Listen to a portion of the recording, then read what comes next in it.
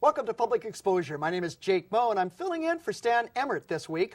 He will be back next week, and we are so pleased to welcome to the studio this week Lynn Brewer, the chairman, the CEO, and the founder of the Integrity Institute. Welcome, Lynn. Thanks, Jake. It's good to be here. Well, this show, based on your experience, is all about integrity and how it applies to business ethics and how to run companies. Talk a little bit about that. What's the problem out there? Well, you can every day look at the news and see that we are facing a major problem with our economy, much of which, of course, relies on publicly traded companies that we invest in, our pensions and that kind of thing. And, there's this term, the blue chip.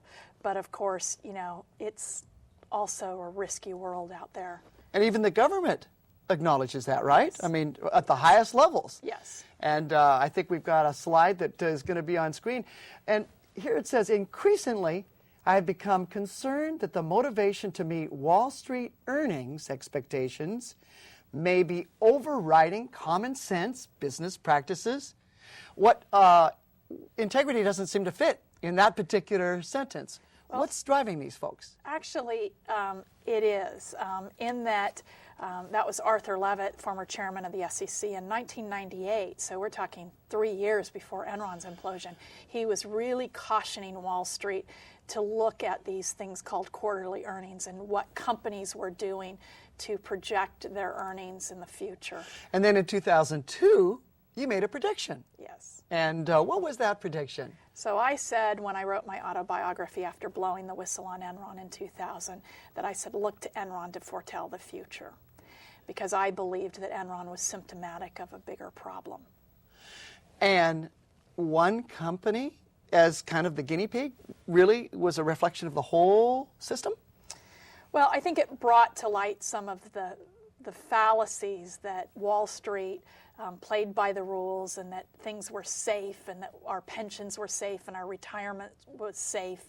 And as we quickly saw by, a mere 5 years later, and then 5 years later, we had major corporations that essentially went through the same process as Enron. Yes. And we've got a slide that shows some of those companies that we all know now are famous poster children, really, yes, of what Enron did just 5 years prior. We've got Bear Stearns, we've got Merrill Lynch, we got Lehman Brothers, AIG, and WAMU.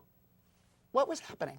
Well, what was seen as fraud in 2001 and 2002 was seen as a market correction by 2007. And really what it was companies that were over-leveraged, and when the tide turned, they could not sustain their performance and thus fail virtually overnight. The black swan, the rare occurrence that we think just doesn't happen with these 100-year-old firms. And so essentially what was happening is the risky behavior of Enron was actually taking place in all those other firms. I think we've got another slide that I put up. All those other firms, and essentially it was maybe thought of as an economic downturn, but really it was because of fundamental lack of integrity. Yes, yes. Absolutely. Here we have one concern that keeps me up at night, Jeff Emmert says from GE, that among the 300,000 plus GE employees worldwide, there are a handful who choose to ignore our code of ethics. I would be naive to assume a few bad apples don't exist in our midst. Now, talk about that. How do you basically deal with that situation in terms of that oversight? Well, first of all, we don't know for sure how many Enron traders ended up in Wall Street, as far as these mortgage-backed securities that brought down AIG and Lehman Brothers and Bear Stearns. But what we do know is in 2002, GE was equally concerned, and Jeff Immelt had just come on from replacing Jack Welch. And Jeff Immelt had been at the company for a very, very long period of time, so he understood the culture. Right. And really it comes down to motive and opportunity within these firms. Right. And I think we've got a slide that I'd like to show now, and we'll talk through this slide because I think it's going to reveal some startling activities within GE. Take a look at these numbers. Walk us through these numbers so that we can understand them. Okay. So in 2009, General Electric admitted to having committed securities fraud for the period 2002 through 2009, or it was some period within that. And the fine that they paid was $50 million, which, given GE's market capitalization, really isn't that much.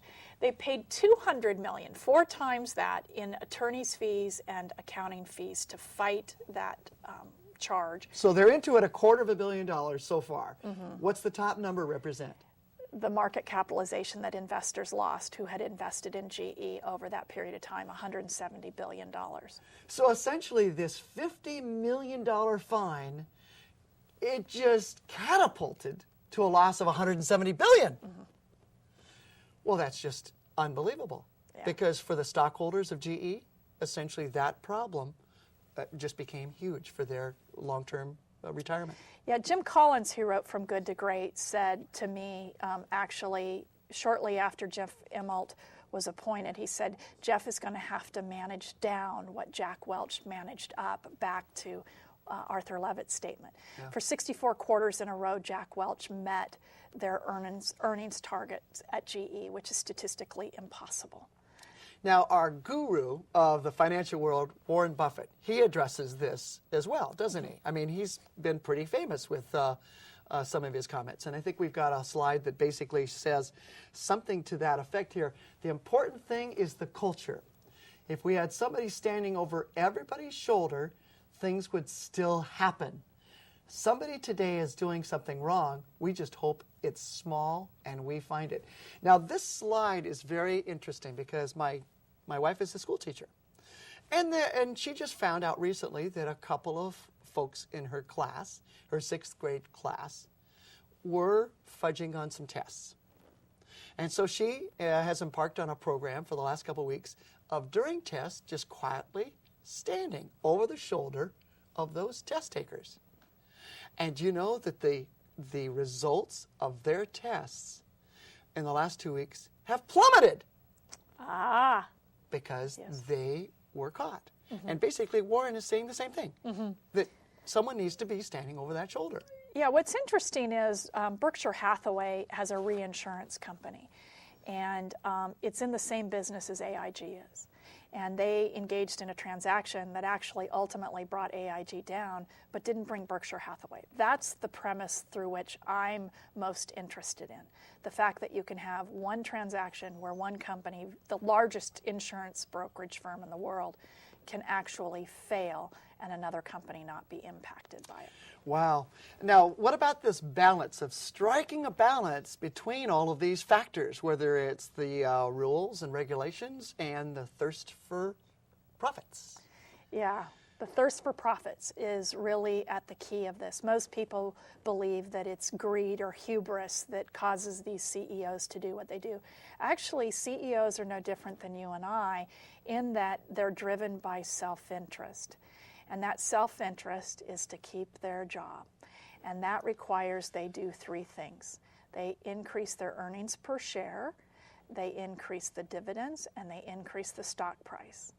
So that balance for them is, how do I do that without breaking the law? And so these CEOs are challenged to do things basically off balance sheet transactions, all kinds of manipulations to meet those quarterly earnings. Wow, that is a very, very challenging situation, especially considering all the factors that goes into running a business today, whether it's weather or economy or world conditions, so forth.